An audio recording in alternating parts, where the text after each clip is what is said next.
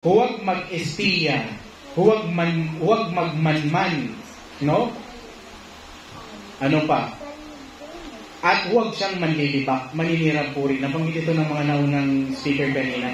Sabi ng Allah subhanahu wa ta'ala, وَلَا تَجَسَّسُوا وَلَا يَغْتَبْ بَعْضُكُمْ بَعْضًا أَيُحِبُّ أَحَدُكُمْ أَن يَأْكُلَ لَحْمَ أَخِيهِ مَيْتًا فَكَرِهْتُمُوهُ وَاتَّقُوا اللَّهَ إِنَّ اللَّهَ تَوَّابٌ رَحِيمٌ. Kaya sabi ng Allah subhanahu wa ta'ala, at huwag kayong maniktik. Ayan, mas malalim.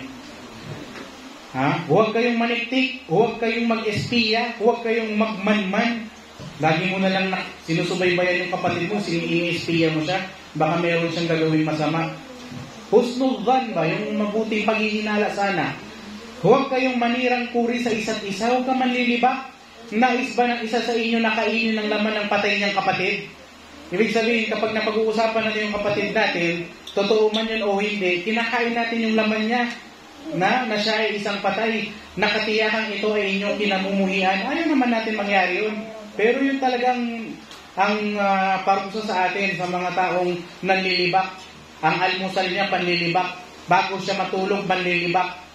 Hindi matatapos yung umaga niya na hindi muna siya makasira ng tao. Kahit gaano pa katotoo. No?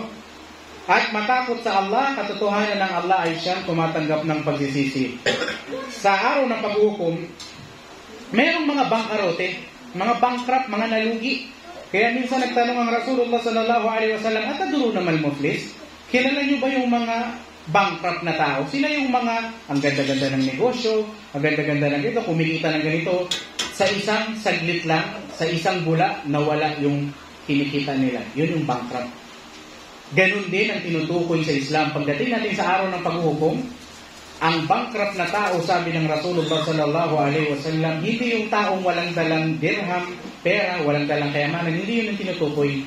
Ang tinutukoy na bangkarote, no, nalugi sa araw ng paghukom, siya yung may daladalang sala, may daladalang zaka, may daladalang saum. Katanggap-tanggap yung sala niya. Katanggap-tanggap yung hajj, katanggap-tanggap yung zaka, yung kawang gawa, lahat ng kabutihan niya, katanggap-tanggap. Pero nalugi siya sa araw ng paghukom kasi may pipila sa kanya. Kapag humarap na tayo, maglilitis na, magkukunan na tayo ng bawat isa sa araw na yaon, may darating na mga tao sa kanya na kung saan, anong ginawa ng tao na ito, magsusumbong siya sa Allah subhanahu wa ta'ala, ya Allah, sa mundo na yan, nilibak niya ako, hindi man lang humingi sa akin ng tawad. Siniraan niya ako ng dangal, niyurakan niya yung pagkatao ko.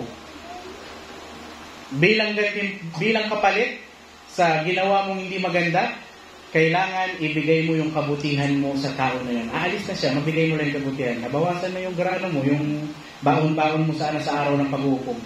Tapos may darating na naman na isa, anong ginawa sa inyo? Ya Allah, yung tao na yan, pinadugo niya yung mukha ko. Yung tao na yan, ganito, ganyan. Nilabak niya ako, tinawag niya ako sa hindi magandang salita. Pinagsalitaan niya ako na kinadurog ng aking damdamin. Hanggang sa lahat na yon ay pipila sa kanya sa araw ng paghukom, ibibigay niya na lahat yung kabutihan na mayroon siya na inipon sana, baon-baon niya sana, hanggang sa wala nang matira sa kanya, may darating na naman na inagrabyado niya. No? Hanggang sa wala na siyang maibayad na kabutihan, anong sabi ng Allah subhanahu wa ta'ala? Ipataw sa iyo yung mga kasamaan ng tao na nagawa mo ng agrabyado. So ipapataw sa iyo yan, ipapatong sa iyo yung kasalanan niya, wala ka nang kabutihan, bumigat pa yung kasalanan mo. Hanggang sa itatapong ka na lang sa naglalagot na apoy. Ito yung mga taong nalugi sa araw ng paghukom nang dahil sa hindi nila iningatan ang kanilang mga sarili, ang kanilang mga dila.